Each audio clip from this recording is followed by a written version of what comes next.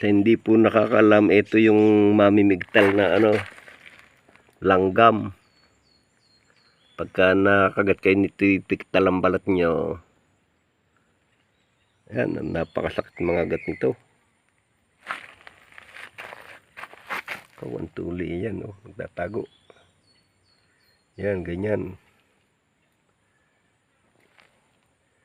Ang tutuli nila, pagka nakakagat ng balat, itigpigtal, kaya tinawag itong mamimigtal. Yan, mahilig ito sa ganitong mga butas ng kahoy. Ayan, tutulin. Yan, dyan natigil yan.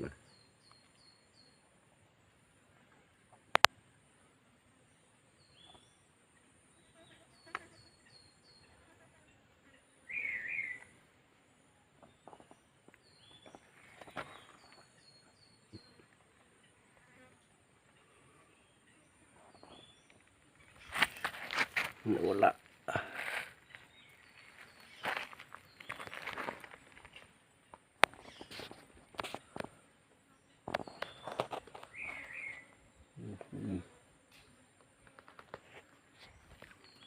Pumasok na yun.